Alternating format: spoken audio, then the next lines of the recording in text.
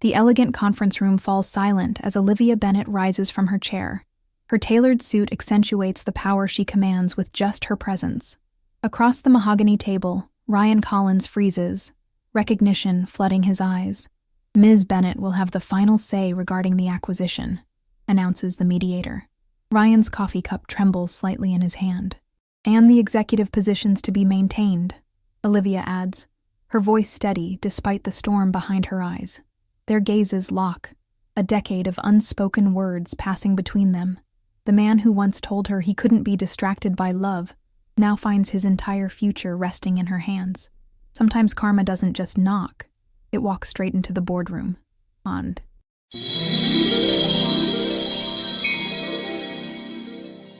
Olivia Bennett strides through the Boston headquarters of NexGen Solutions, the tech company she built from a startup into a $3 billion enterprise. At 33, she moves with the confidence of someone who has transformed personal disappointment into professional triumph. Her assistant, Mia, struggles to keep pace as they navigate the open concept office, where development teams huddle around gleaming workstations. The quarterly numbers exceeded projections by 17%, Mia reports, swiping through her tablet. The board is ecstatic. Olivia acknowledges this with a nod, but her mind is elsewhere. The glass walls of her corner office offer a panoramic view of the city skyline, a daily reminder of how far she's come from the cramped apartment she once shared with Ryan during grad school. On her desk sits the only personal item in the otherwise minimalist space, a small cactus in a ceramic pot painted with the message, "Thrive where you're planted." The acquisition team needs final approval on the TechVantage deal, Mia continues. They've completed due diligence, and it's looking promising for international expansion. Send me the files, Olivia replies, settling behind her desk. I'll review everything before the meeting in New York next week. What she doesn't say is how meticulously she's already studied every detail of this potential acquisition, including the executive team she'll soon evaluate. 3 hours later, Olivia sits through a painfully drawn-out investor dinner. Surrounded by middle-aged men in expensive suits, she maintains her composure as Charles Whitman, the oldest and wealthiest investor, interrupts her for the 5th time. What Olivia means to say, he booms across the table, is that the Asian market presents certain challenges for a company led by a CEO who has successfully navigated 3 international expansions?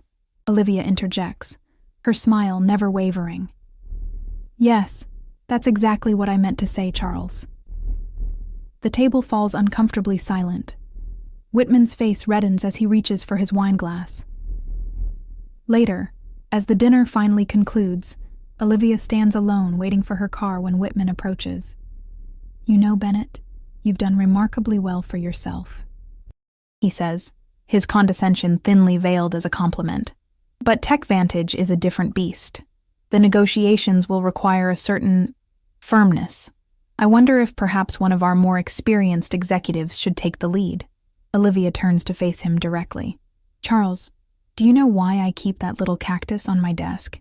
Because like that plant, I've learned to not just survive, but thrive in harsh environments. Her car arrives at the curb, even ones filled with pricks. She steps into the waiting vehicle, leaving Whitman speechless on the sidewalk. Once alone, her carefully maintained facade cracks. She pulls out her phone, scrolling to the TechVantage executive profiles she's reviewed dozens of times, stopping at a face she once knew better than her own.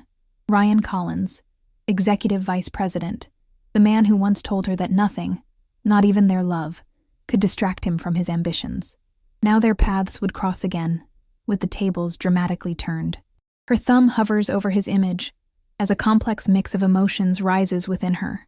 Professional revenge would be so easy now. Too easy. And yet, as the car weaves through Boston's evening traffic, she wonders if she's truly as immune to their past as she's convinced herself to be.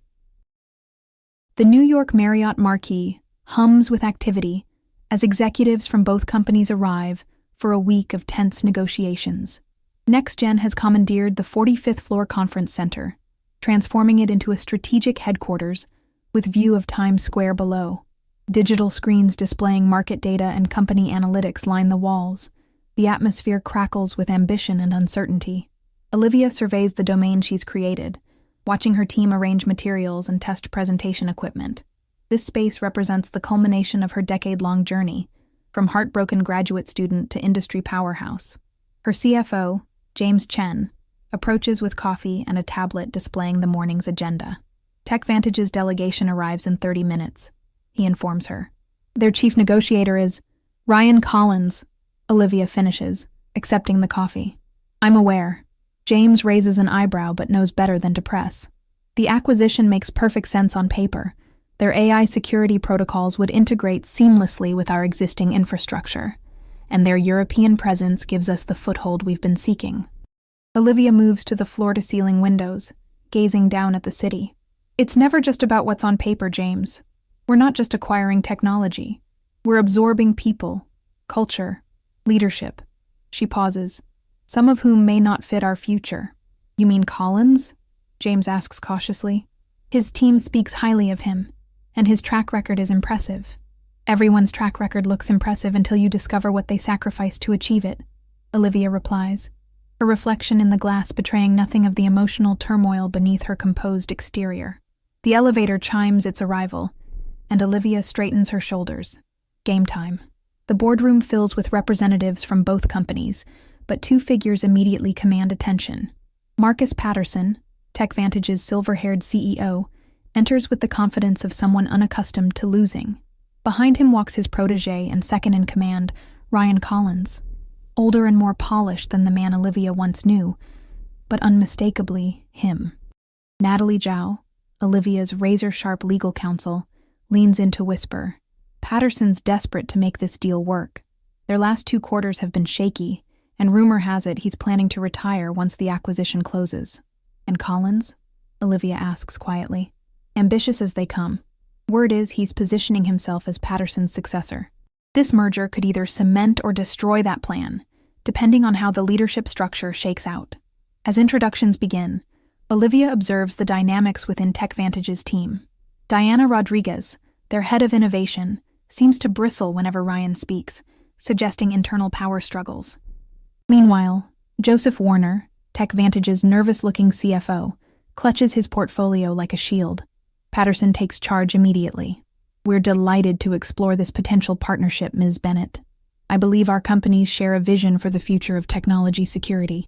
Before Olivia can respond, Ryan steps forward. What Marcus means is that TechVantage has developed proprietary solutions that would significantly enhance NexGen's portfolio.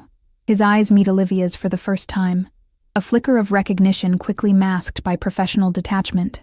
Mr. Collins, Olivia acknowledges coolly. I appreciate your enthusiasm, but at NexGen, we prefer to let data speak for itself before making grandiose claims. Diana Rodriguez fails to hide a smirk, as Ryan's jaw tightens almost imperceptibly. Of course, Patterson interjects smoothly. Joseph has prepared comprehensive projections for the combined entity. As Warner fumbles with his presentation, Olivia notices Ryan watching her, not with the apprehension of an executive whose future hangs in the balance, but with the unsettling intensity of someone who once knew her completely. The real negotiations haven't even begun, and already the room feels too small, too charged with competing agendas and unresolved history.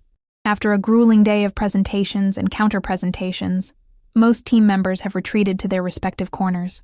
Olivia remains in the conference room, reviewing documents in the dimming evening light when the door opens. Ryan Collins steps in, hesitating when he sees her alone. I thought everyone had left, he says, his voice softer than the confident tone he'd maintained all day. I forgot my... He gestures toward a leather portfolio on the table. By all means, Olivia replies, not looking up from her tablet. Ryan retrieves his portfolio but doesn't leave. Instead, he stands at the edge of her peripheral vision, a ghost from her past made flesh. It's been a long time, Liv.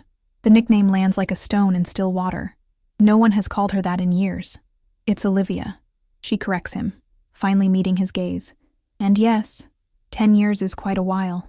You've done incredibly well for yourself, he says, gesturing to the empire she commands. I always knew you would. A bitter laugh escapes her before she can stop it. Did you? That's not how I remember it. The space between them feels charged with a decade of unspoken words. Ryan takes a step closer, his expression unreadable in the half-light. I've thought about you, he admits quietly. Often. How convenient for you, Olivia responds, closing her tablet and standing. At full height in her heels, she nearly matches him. I've been a bit too busy building a company to indulge in nostalgia. Yet despite her cutting words, something shifts in the atmosphere as they stand mere feet apart. The years fall away momentarily, revealing glimpses of the young couple who once shared dreams over cheap takeout in their Boston apartment. Coffee? Ryan says suddenly. Excuse me? Have coffee with me. Tomorrow morning before the negotiations resume. Just 15 minutes. Why would I do that? Olivia asks, gathering her things. Because you're curious, he replies simply, about the part of the story you don't know. She should refuse immediately. It would be the professional thing to do, the emotionally intelligent choice. Instead, she finds herself saying, 7th Avenue Starbucks, 7 a.m., don't be late, as she walks past him toward the door. Their shoulders nearly touch. The near contact sends an unwelcome current through her body, a physical reminder that some reactions can't be controlled by even the most disciplined minds. The Starbucks buzzes with early morning energy as Olivia secures a small table in the corner, arriving deliberately 5 minutes late. She's surprised to find Ryan already seated, 2 coffees on the table, one black, one with almond milk, and a hint of vanilla, exactly how she used to drink it. You remembered, she comments, sliding into the chair across from him. Some details stay with you, he replies, watching as she takes a tentative sip. For a moment, they sit in awkward silence. 2 successful professionals suddenly reduced to the uncertain versions of themselves from a decade ago. You look good, Liv. Olivia, Ryan corrects himself. Success suits you. Let's skip the pleasantries, she says. You wanted to talk, so talk. Ryan leans forward. I owe you an explanation for what happened. You don't owe me anything, Olivia counters. And I didn't come for apologies or justifications. That chapter closed long ago. Then why did you come? The question hangs between them as Olivia struggles to articulate an answer that doesn't reveal too much. Professional courtesy, she finally says. Ryan's expression suggests he doesn't believe her, but he nods anyway. The acquisition makes sense for both companies. I want you to know that despite our history, my team and I are committed to making this transition successful. Something in his carefully chosen words triggers Olivia's instincts. Your team? Interesting choice of phrasing. What do you mean? I mean that throughout yesterday's meetings, I noticed tension between you and Diana Rodriguez. And Joseph Warner looks like he might have a nervous breakdown if someone speaks too loudly near him. She tilts her head. TechVantage isn't one harmonious family, is it? Ryan's smile falters slightly. Every company has its internal dynamics. Including succession plans? Olivia presses. Patterson's retiring soon, isn't he? And your position to take over. You've done your homework, Ryan acknowledges. It's my job to know exactly what and who I'm acquiring. As she says this, Olivia notices a woman outside the Starbucks window, staring directly at them. Diana Rodriguez's expression is thunderous before she abruptly turns and walks away. Seems I'm not the only one keeping tabs, Olivia remarks. Ryan follows her gaze but misses Diana's retreating figure. What? Nothing, Olivia replies, standing and gathering her coat. I should get back. The real negotiations start in an hour. As they exit together, Ryan gently touches her elbow to guide her through the door, a casual gesture that nonetheless sends an unwelcome tingle up her arm. For what it's worth, he says quietly, as they prepare to part ways on the busy sidewalk. Walking away from you was the biggest mistake of my life. Before she can respond, he's gone, disappearing into the stream of Manhattan commuters. Olivia stands momentarily frozen, his words echoing in her mind. Something doesn't add up. His coffee selection, his carefully prepared remarks, the convenient appearance of a contrite ex. It all feels too rehearsed, too strategic. Ryan Collins didn't become executive vice president by being sentimental, and Olivia Bennett didn't become CEO by being naive. Over the next 3 days, the acquisition talks progress amid mounting tension. Despite Olivia's professional resolve, she finds herself increasingly aware of Ryan's presence in every meeting. Their eyes meet across conference tables during crucial discussions. His hand occasionally brushes hers when passing documents. Each contact, however brief, triggers memories she thought long buried. After a particularly intense negotiation session regarding retention of key personnel, Ryan catches her alone in the hallway. That went well, he says, falling into step beside her. Did it? Olivia counters. Your team seems resistant to our proposed integration structure. Change is difficult for everyone, Ryan replies. Then, lowering his voice, would you have dinner with me tonight? Away from all this, just to talk. Every rational thought tells her to refuse. Yet the words that emerge surprise her. The Italian place on 44th, 8 o'clock. That evening, seated in a dimly lit corner of the restaurant, Olivia finds herself softening despite her better judgment. Ryan speaks of his career path after Silicon Valley, of lessons learned and regrets accumulated. His vulnerability seems genuine, his attention undivided. I've followed your career, you know, he admits over dessert. Every acquisition, every innovation. You've become exactly who you always said you would be. Not exactly, Olivia responds, twirling her wine glass. The woman you knew wanted different things back then. Like what? Like someone who wouldn't choose career advancement over love, she says pointedly. Ryan winces. I deserved that. But people change, Liv. I've changed. As he reaches across the table to touch her hand, Olivia feels the walls she's carefully constructed begin to crack. The chemistry between them remains potent, a current neither can fully ignore. Yet even as she allows herself to remember what once was, professional reality intrudes. Tomorrow, she must make recommendations about which TechVantage executives stay, including, or excluding, the man sitting across from her. This is complicated, she whispers. It always was, Ryan replies, his fingers intertwining with hers. But maybe that's what makes it worth figuring out. For one dangerous moment, Olivia permits herself to imagine possibilities. Reconciliation, redemption, a second chance at what they lost. Then her phone vibrates with a message from Natalie. Urgent. Call me ASAP about Collins. The next morning, Olivia arrives early to find Natalie waiting in her hotel suite, face grim. You need to see this, she says, producing a file folder. Financial records from TechVantage that weren't included in the official due diligence package. How did you get these? Olivia asks, scanning the documents.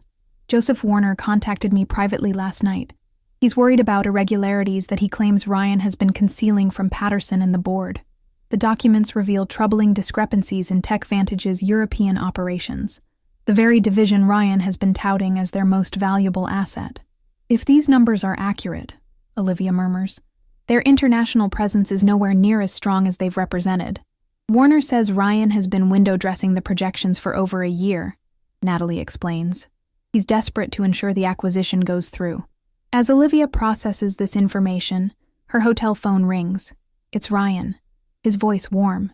Good morning. I was hoping we could continue our conversation from last night over breakfast. Olivia's grip tightens on the receiver as she stares at the damning evidence before her. Something's come up. I'll see you at the meeting. After hanging up, she turns to Natalie.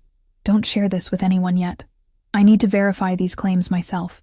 Later that day, during a break in negotiations, Olivia observes Ryan charming her board members, his easy confidence never wavering. Across the room, Joseph Warner watches nervously, flinching when Ryan claps him on the shoulder in passing. Meanwhile, Diana Rodriguez approaches Olivia directly. Ms. Bennett, I was hoping we might speak privately about the acquisition structure. In a quiet corner, Diana doesn't mince words.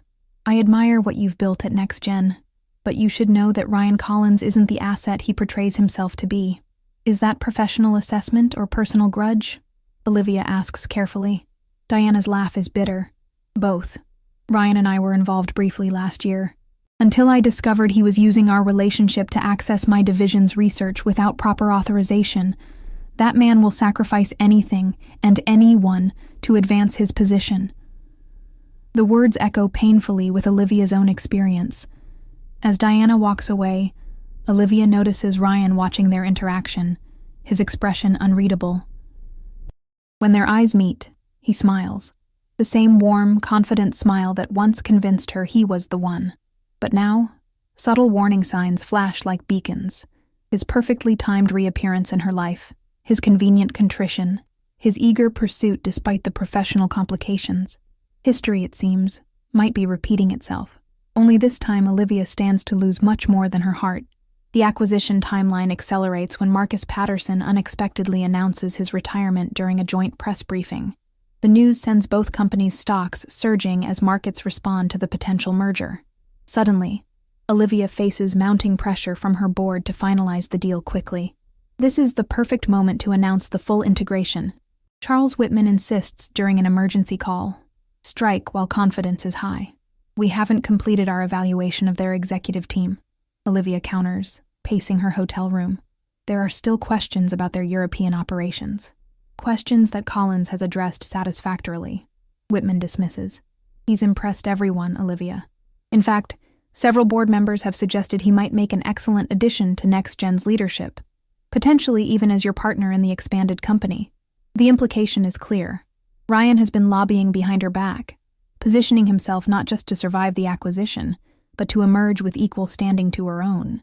That evening, as teams from both companies celebrate the pending deal at an upscale Manhattan restaurant, Olivia finds herself torn between professional duty and personal feelings.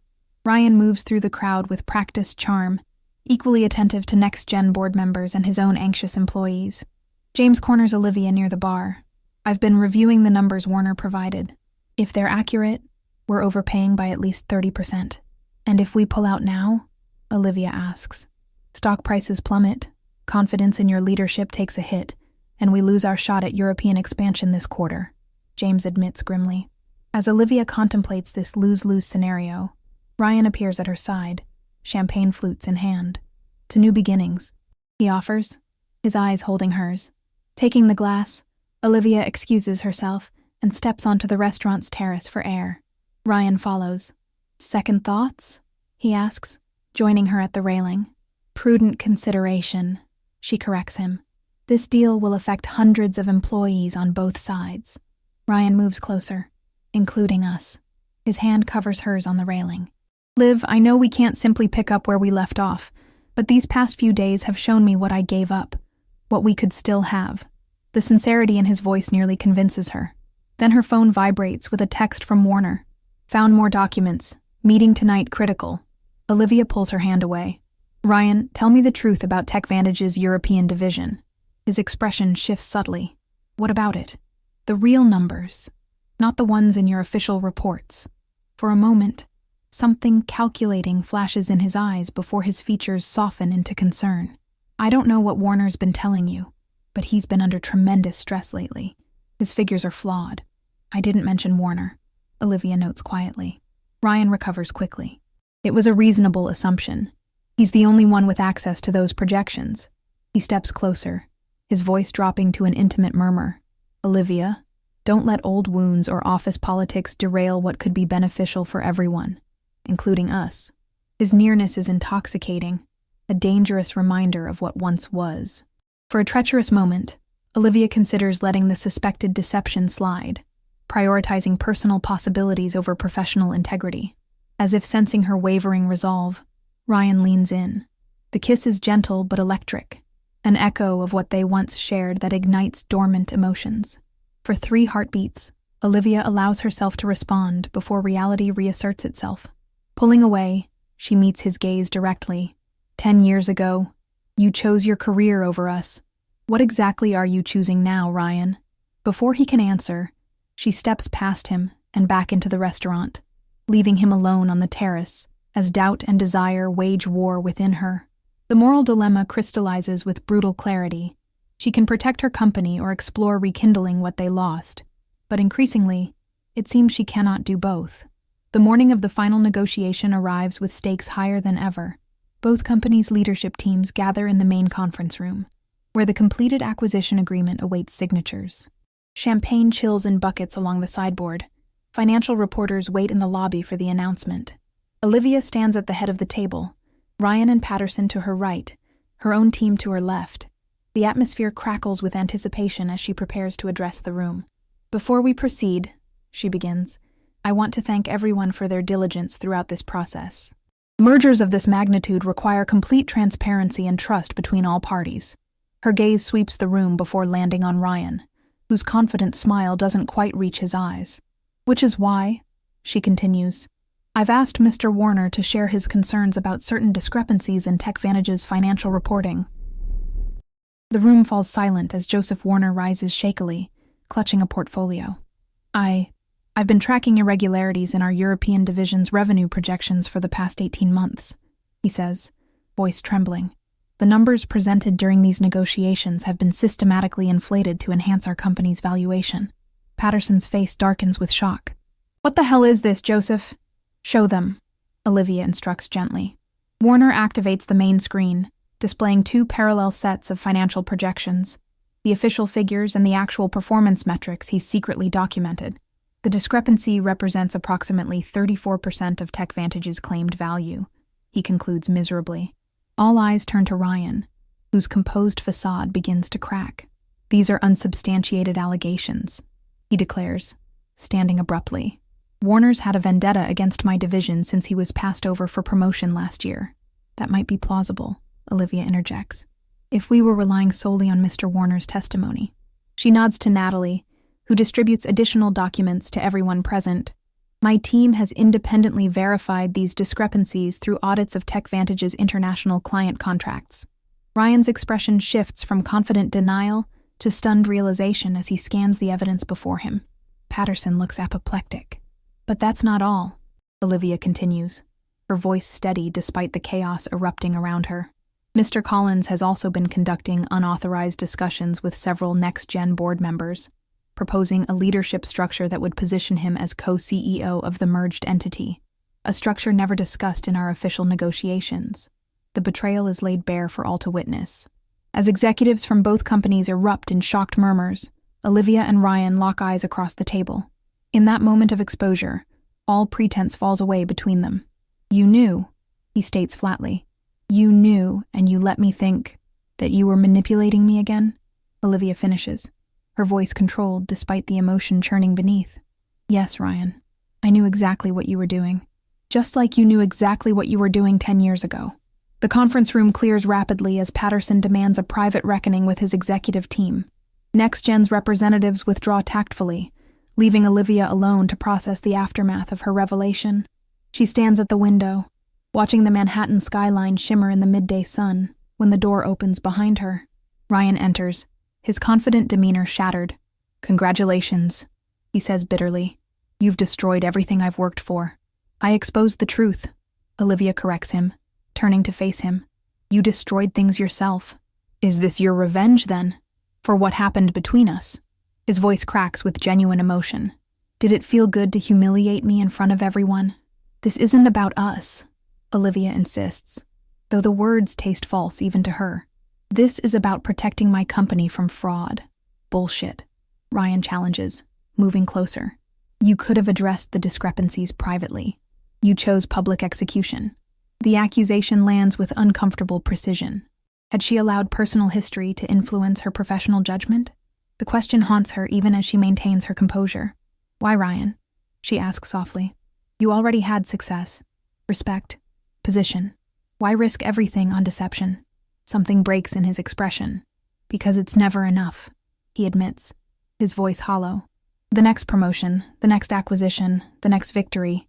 There's always more to prove, more to achieve. To whom? To everyone. To my father who said I'd never amount to anything. To competitors who underestimated me. To... He stops abruptly. To me? Olivia supplies. The woman you left behind? Ryan's shoulders slump as the fight drains from him. I told myself I was making the right choice back then. That we were too young. That long distance would fail.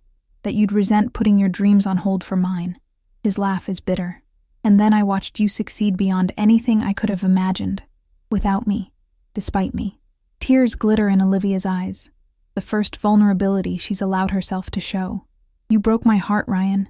Not because you chose your career, but because you didn't even fight for us. You decided unilaterally that we couldn't make it work. And now I've proven you right, he says quietly. I'm exactly the ambitious, ruthless bastard you probably thought I was. The air between them grows heavy with shared regret, for what was lost and what might have been. For one moment, they stand not as CEO and disgraced executive, but as two people confronting the wreckage of their past and the impossibility of their future. I did love you, Ryan whispers, the confession raw and unfiltered. Maybe the only real thing in my life was loving you. Olivia turns away, unable to bear the sincerity in his eyes. It's too late for that now. The acquisition collapses spectacularly. Financial news outlets run breaking coverage of TechVantage's fraudulent projections, sending their stock into freefall. NexGen weathers the storm better, praised for its due diligence in uncovering the deception before finalizing the deal. But internally, fractures emerge. In an emergency board meeting, Charles Whitman leads the attack. "This public debacle has cost us credibility and momentum," he argues, glaring at Olivia. "Our European expansion strategy is now months behind schedule. Would you have preferred we proceed with an acquisition based on fraudulent data?" Olivia counters. "I would have preferred discretion," Whitman snaps. "A private renegotiation could have salvaged something valuable from this mess, instead of this scorched earth approach." Other board members nod in agreement, their earlier praise for her vigilance quickly forgotten in the face of short-term setbacks. Meanwhile, across town, Ryan faces his own professional execution. Patterson has called for his resignation, effective immediately. Security escorts him from the building as former colleagues avert their eyes. Only Diana Rodriguez approaches as he waits for the elevator, his personal belongings in a cardboard box. "I wish I could say I'm sorry," she tells him frankly, "but we both know you brought this on yourself." Ryan's response is unexpected. "You're right," he acknowledges, the first step toward genuine accountability. "Take care of the team, Diana. They deserve better leadership than I provided." As both Olivia and Ryan face the consequences of their collision, unexpected defenders emerge. James Chen confronts Whitman's faction directly. "Olivia protected this company from a catastrophic investment," he argues forcefully. "If you can't see that because you're too focused on quarterly numbers, perhaps NexGen needs a different kind of board." Natalie backs him emphatically. She followed every ethical and legal protocol in handling this situation. The revelation may have been public, but the investigation was conducted with absolute discretion until evidence was irrefutable. The narrative begins to shift as forces realign. What started as a straightforward corporate acquisition has transformed into a complex web of personal history, professional rivalry, and organizational politics. The clear lines between victim and villain, right and wrong, success and failure begin to blur. Late that night, Olivia sits alone in her hotel suite, surrounded by press clippings and analyst reports dissecting the day's events. Her phone lights up with a text from an unknown number. "For what it's worth, you were right. About everything. I'm sorry. R." The simple acknowledgement pierces her carefully maintained defenses. Before she can respond, another message arrives from James. "Emergency board call tomorrow 8 a.m. Whitman's faction pushing for leadership changes. Be prepared." The twin crises, personal and professional, converge in this moment of reckoning. Everything Olivia has built, both her company and the walls around her heart, now faces existential threat. The woman who once lost everything to Ryan's ambition now stands to lose everything again because of his deception. But this time, she isn't a heartbroken graduate student. She's Olivia Bennett, CEO, and she's learned how to fight. The next 72 hours pass in a blur of emergency meetings, press statements, and damage control.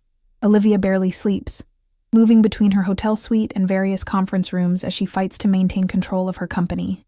Whitman's faction has grown more vocal, calling for new leadership to guide NexGen through the crisis. Alone in her suite at 3 a.m., Olivia stands before the mirror, hardly recognizing the exhausted woman who stares back. Dark circles shadow her eyes. Her normally immaculate appearance shows signs of strain. For the first time since founding NexGen, she questions whether she has the strength to continue. Her phone buzzes with yet another crisis message, but when she checks the screen, it's from her mother. "Saw the news. Saw. Remember what Grandma always said. They can take your possessions, but never your possessions of character. Love you, sweetheart." The simple message brings unexpected tears. Olivia realizes how isolated she's become, how completely she's allowed her identity to merge with her company. The revelation that had felt like victory days ago now seems hollow as she faces its consequences. When sunrise finally breaks over the Manhattan skyline, Olivia makes a decision. She cancels her appearance at the emergency board meeting and instead sends a brief, direct message. "I need 24 hours to evaluate our strategic options. James will represent me today. Final decision tomorrow." She turns off her corporate phone, changes into casual clothes, and slips out of the hotel unnoticed. For the first time in years, Olivia walks the streets of New York without purpose or destination. Rain begins to fall, but she doesn't seek shelter, letting the water wash over her as if it might cleanse away the chaos of recent days. Eventually, She finds herself outside the small bookstore where she and Ryan once spent Sunday mornings during graduate school visits to the city. To her surprise, it still exists, a rare survivor in the constantly evolving landscape.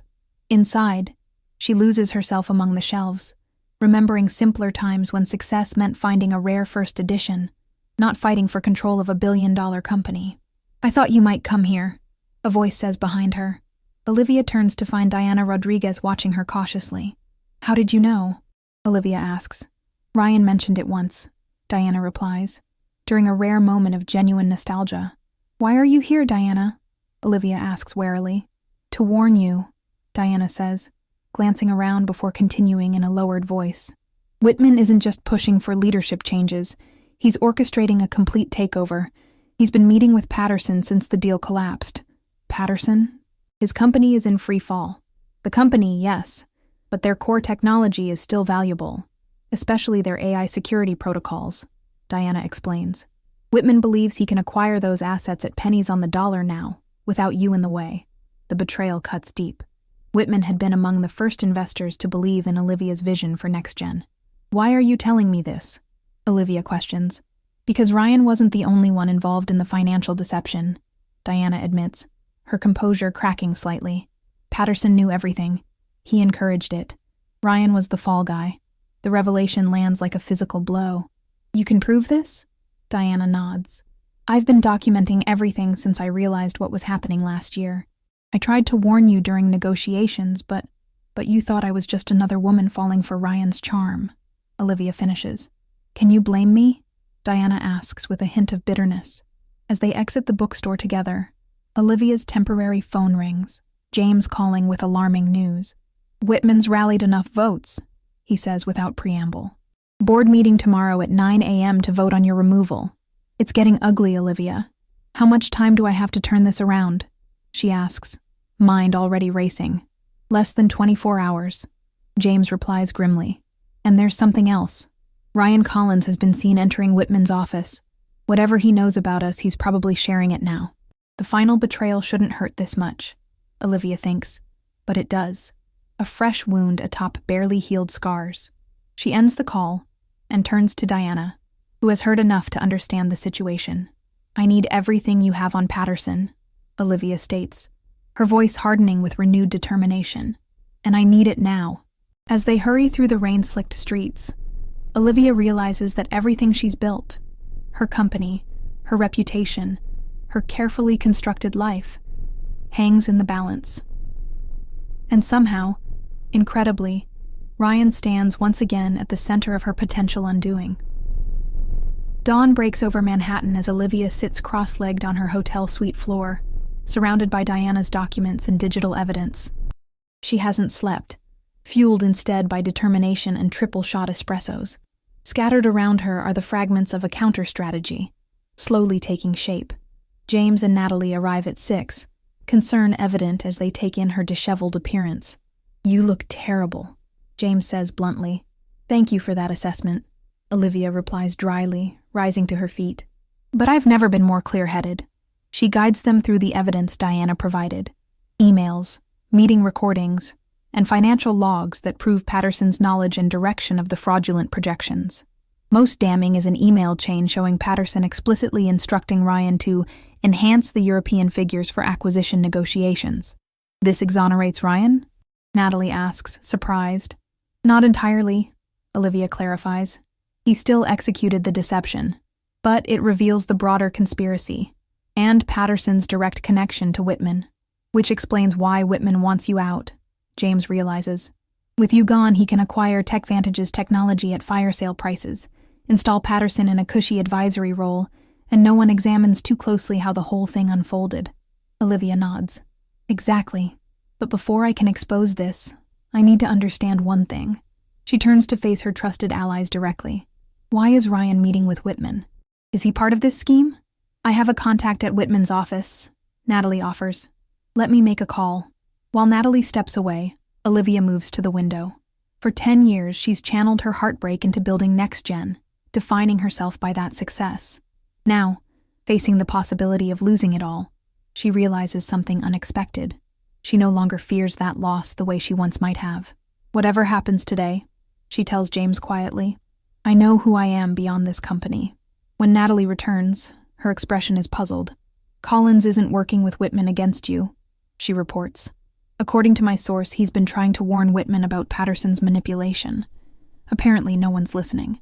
This revelation shifts something fundamental in Olivia's understanding of recent events. The narrative she's constructed, of Ryan as calculating villain, herself as potential victim, suddenly seems incomplete. "I need to talk to him," she decides. "Is that wise?" James questions. "The board meeting is in 3 hours." "It's necessary," Olivia replies with newfound clarity. "For both NexGen and for me." She enters the bathroom and emerges 30 minutes later, transformed, power suit impeccable, hair perfectly styled, makeup concealing all signs of her sleepless night. But the change goes deeper than appearance. Something in her stance, her eyes, reflects a woman who has reconciled her past and present selves. "Have the cars ready," she instructs as she gathers Diana's evidence. "I know exactly what needs to happen next." The lobby of Whitman's investment firm buzzes with morning activity as Olivia strides confidently through security, Diana Rodriguez at her side. They're directed to a large conference room where voices already rise in heated discussion. Inside, the scene confirms Olivia's suspicions. Charles Whitman sits at the head of the table, flanked by several NexGen board members. Marcus Patterson occupies a place of honor at his right, and at the far end, standing rather than seated, Ryan argues intensely with the group. "Telling you, Patterson orchestrated the entire deception," Ryan insists as they enter. "I accept my responsibility, but you're making a catastrophic mistake if you—" He stops mid-sentence, noticing Olivia and Diana. The room falls silent. "Ms. Bennett," Whitman recovers first, his smile failing to mask his displeasure.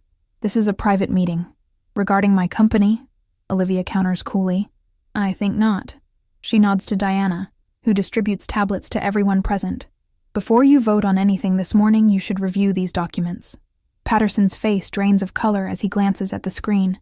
"This is a fabrication," he sputters. "The timestamps and verification data suggest otherwise," Olivia replies, addressing the room at large. "What you're seeing is evidence that Marcus Patterson directed the financial deception at TechVantage, the same deception you're blaming me for exposing." Ryan watches her with undisguised amazement as she systematically dismantles the conspiracy against her. When she reveals Whitman's plan to acquire TechVantage's technology at a reduced price once she's removed, several board members shift uncomfortably. "This is absurd," Whitman blusters. "Collins was the architect of the fraud, not Patterson." "I never denied my involvement." Ryan interjects, finding his voice. "I falsified reports under Patterson's direction, and I deserve the consequences. But this scheme to undermine NexGen's leadership is something I couldn't abide, even at the cost of what remains of my reputation." Olivia meets his gaze across the room, recognition dawning that he came here not to betray her, but to defend her, at significant personal risk. As the evidence mounts, Patterson attempts to leave but finds Diana blocking his path. "You manipulated everyone," Diana tells him, her voice steady. "Including Ryan, including me, including this entire room. It's over." Whitman makes one final desperate play. "Even if Patterson misled us, the fact remains that Olivia's handling of the acquisition has damaged NexGen's market position and investor confidence." "Has it?" Olivia challenges, displaying NexGen's pre-market trading on the main screen. "Our stock opened up 12% this morning after I issued a statement outlining our new European expansion strategy, one that doesn't rely on acquisitions of questionable companies." The room erupts in conflicting voices as alliances rapidly shift. Olivia moves calmly through the chaos toward Ryan, who stands watching her with a complex mixture of admiration and regret. "You came to warn them about Patterson," she states, not a question. "I couldn't let him destroy what you've built," Ryan admits quietly. "Not when I'd already caused you enough pain." For the first time since their reunion, Olivia sees him clearly, not as the ambitious young man who broke her heart, nor as the calculating executive who nearly derailed her company, but as a flawed human being capable of both terrible mistakes and genuine redemption. "Thank you," she says simply, extending her hand in a professional gesture that somehow carries deeper meaning. As Ryan takes her hand, the touch communicates what words cannot yet express: recognition, respect, and the possibility that not all broken things must remain shattered forever. 3 days later, the dust has begun to settle. Whitman has resigned from NexGen's board, while Patterson faces potential securities fraud charges. TechVantage's legitimate assets are being evaluated for a possible restructured acquisition, this time with full transparency and Diana Rodriguez leading their team. Olivia stands on the rooftop terrace of NexGen's New York offices, watching the sunset paint the skyline in hues of gold and crimson. The door opens behind her, and she knows without turning who has joined her. "Congratulations on salvaging the deal," Ryan says, moving to stand beside her at the railing. "Diana tells me you're offering to keep most of the development team intact. They shouldn't suffer for leadership's mistakes," Olivia replies. Then after a pause, "I heard you declined the severance package." Ryan nods. "It didn't feel right to benefit from a situation I helped create, regardless of Patterson's involvement." They stand in companionable silence, watching the city lights begin to twinkle on as dusk deepens. "There's something I never told you," Ryan says finally, "about why I really left 10 years ago." Olivia turns to face him fully. "I'm listening." "The week before the Silicon Valley offer, I was going to propose," he admits. "I had the ring, the plan, everything. Then my father had his first heart attack." This revelation catches Olivia completely off guard. "You never said anything." "He was in critical condition, with mounting medical bills and no insurance," Ryan continues.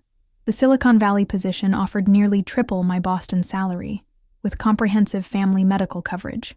I could include him as a dependent. So you chose your father over our relationship," Olivia realizes, pieces of the past rearranging themselves. "I chose his survival," Ryan corrects gently, "but I was too proud, too ashamed to tell you the real reason. It seemed easier to be the ambitious villain than to admit my family was falling apart financially." "Why tell me now?" Olivia asks, struggling to process this new understanding of their shared history. "Because you deserve the truth," Ryan replies simply. "Not as some bid for reconciliation or forgiveness, but because 10 years of believing I abandoned you purely for career advancement has shaped you. You had a right to know it wasn't that simple." In this moment of honest vulnerability, the walls Olivia has maintained for a decade begin to crumble. The narrative she's told herself, of betrayal, abandonment, and subsequent triumph, suddenly seems incomplete, a story missing crucial chapters. "What happened to your father?" she asks softly. "He lived another 5 years," Ryan says, his voice thick with emotion. "Long enough to see me become the corporate success he always wanted. Not long enough to see me realize how empty that success felt without the right people to share it with." The confession hangs between them, weighty with implications neither is fully prepared to address. Olivia turns back toward the skyline, processing everything, not just the revelation about Ryan's father, but the events of the past 2 weeks that have upended her professional and emotional landscape. "I built my entire identity around proving I didn't need you," she admits, her voice barely audible above the distant city sounds. "Every acquisition, every success became another brick in the wall between who I was with you and who I became without you." "And who are you now?" Ryan asks gently. Olivia laughs softly, the sound caught between humor and pain. "I'm not entirely sure anymore, but I think I'm finally ready to find out." She turns to face him, tears glistening in her eyes but not falling. "Why didn't you fight for us, Ryan? Even with your father's situation, why didn't you at least give me the choice?" "Because you would have sacrificed everything to help," he answers without hesitation. "Your studies, your dreams, you would have put it all on hold. I couldn't bear the thought of you resenting me someday for derailing your potential. That wasn't your decision to make," Olivia whispers, a single tear finally escaping. "No," Ryan acknowledges, reaching up to gently brush the tear from her cheek. "It wasn't. I made a lot of mistakes, Liv. That was the first and worst of them." The touch of his fingers against her skin ignites something long dormant within her, a longing she's denied for a decade. For one breathless moment, they stand at the precipice of what could be, the weight of their shared past and separate journeys pulling them toward each other like gravity. When their lips meet, it feels both inevitable and impossible, a collision of past and present, of what was lost and what might still be salvaged. The kiss deepens with 10 years of unspoken words, regrets, and possibilities. Then, just as suddenly, Olivia pulls away, pressing her fingers to her lips as if to preserve the sensation. "I can't," she says, her voice breaking. Not yet. Maybe not ever. There's too much history, too many questions. Ryan steps back, respecting her boundary, even as disappointment shadows his features. I understand. Do you? Olivia challenges gently. Because I'm not sure I do. Everything I thought I knew about us, about what happened, it's all shifting beneath my feet. What do you need? Ryan asks simply. The question, so direct, so free of expectations, nearly undoes her. Time, she answers honestly. Space to figure out who I am beyond both my success and our history. And you need the same. Ryan nods slowly, acceptance in his eyes even as they glisten with unshed tears. For what it's worth, he says, his voice rough with emotion. I never stopped loving you. Not when I left, not during the deception, not now. But love isn't always enough, is it? No, Olivia agrees softly. Sometimes it's just the beginning of the story, not the end. As the last light fades from the sky, they stand together in understanding that some chapters must close before others can begin. Whatever future might exist for them cannot be built on unresolved past or professional entanglement. Goodbye, Ryan, Olivia says, the words carrying neither finality nor promise, simply acknowledgement of the necessary distance between this moment and whatever might come next. When she walks away, leaving him alone on the rooftop, both know that this separation differs fundamentally from their first. This time, the choice belongs to both of them, conscious, clear-eyed, and perhaps, in its own way, an act of love rather than abandonment. 6 months later, Olivia sits in a small cafe in Boston's Beacon Hill neighborhood. NexGen's restructured acquisition of TechVantage's key divisions has been completed successfully, with Diana Rodriguez now leading their European expansion. Charles Whitman has faded into irrelevance, while Marcus Patterson faces ongoing legal proceedings. The professional storm has passed, leaving Olivia's company stronger, but herself fundamentally changed. For the first time in her career, she's delegated significant authority to her executive team and established boundaries between her identity and her professional role. The small cactus still sits on her desk, but alongside new additions, photographs of family, friends, weekend hiking trips in the White Mountains. James slides into the chair across from her, late for their regular coffee meeting outside the office. Sorry, he apologizes, loosening his tie. The development team had questions about the new security protocols. And you handled them without me, Olivia observes with a smile. The world didn't end. Not yet, James agrees, studying her. You seem different today. Do I? She sips her coffee, black now, no almond milk or vanilla. Tastes change, people change. You've been different since New York, actually, James continues. More present, less driven, Olivia suggests. I was going to say defined by the past, James clarifies. Like you finally stopped running from something. Olivia considers this assessment. I spent 10 years building walls to protect myself from ever feeling as vulnerable as I did when Ryan left, she acknowledges. I convinced myself that professional success could fill every void. And now I understand that while success is satisfying, it's not the same as happiness, she replies thoughtfully. I'm learning to distinguish between what I thought I wanted and what actually brings me fulfillment. And Collins? James asks carefully. Have you heard from him? Olivia shakes her head. Not since New York. I think we both recognized we needed clean breaks to figure out our own paths. What she doesn't mention is how often her thoughts still turn to their rooftop conversation, to the revelation about his father, to the kiss that briefly reconnected their fractured history. Some reflections remain private, even from trusted friends. The acquisition taught me something important, she continues instead. Success built on deception, whether professional or personal, inevitably collapses, but success built on authenticity and integrity has lasting foundation, even if it's a slower path, James questions. Especially then, Olivia confirms. I spent a decade racing toward achievements to prove my worth. Now I'm more interested in the journey itself, in being present for each step, rather than fixated on the destination. Outside the cafe window, autumn leaves drift lazily to the ground, a reminder that change, while sometimes painful, brings its own kind of beauty.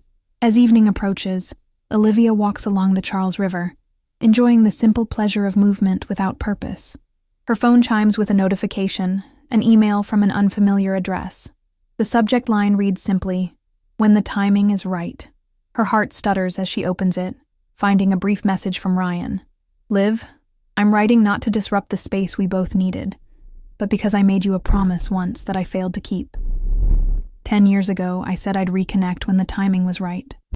I didn't understand then that timing isn't something that happens to us. It's something we create. I've spent these months rebuilding from scratch. New city, Chicago. New career path. Teaching business ethics. Ironically enough, new understanding of what matters. For the first time, I'm defining success on my own terms, rather than chasing external validation. I don't know if our paths are meant to cross again. Perhaps our story has already served its purpose in both our lives, but I wanted you to know that the lesson wasn't lost on me. The view from Navy Pier reminds me of our sunset walks along the Charles. Some beauty needs no embellishment. It simply is, authentic and enduring. Whatever comes next for each of us, thank you for the gift of truth, however delayed. Ryan." Olivia reads the message twice, then slips the phone back into her pocket without responding. Not yet. Maybe not ever. But the option now exists, unburdened by deception or professional entanglement. As she continues her walk, a sense of peace settles over her, not the hollow victory of revenge nor the turbulent emotion of rekindled romance, but the quiet satisfaction of having reclaimed her narrative on her own terms. The setting sun casts long shadows across the water as Olivia pauses on a familiar bridge. This spot, where she and Ryan once mapped out their futures on crisp autumn evenings much like this one, no longer feels haunted by what might have been. Instead, it simply exists as one chapter in a continuing story. Her story. She places her palms on the cool stone railing, feeling the solid presence of the present moment. A memory surfaces. Ryan once told her that bridges are symbols of possibility, not just connecting what already exists, but creating pathways to what might be. As twilight deepens around her, Olivia smiles to herself and whispers the truth that has finally set her free. Some bridges collapse, others endure, but the most important ones are those we have the courage to rebuild, stronger for having once fallen. She turns away from the river and walks toward home, carrying with her not certainty about what comes next, but something far more valuable, the knowledge that whatever path she chooses, it will be authentically her own, shaped by but not defined by the past. After all, timing isn't something that happens to us. It's something we create. Your heart knows the way. Subscribe and follow the beauty.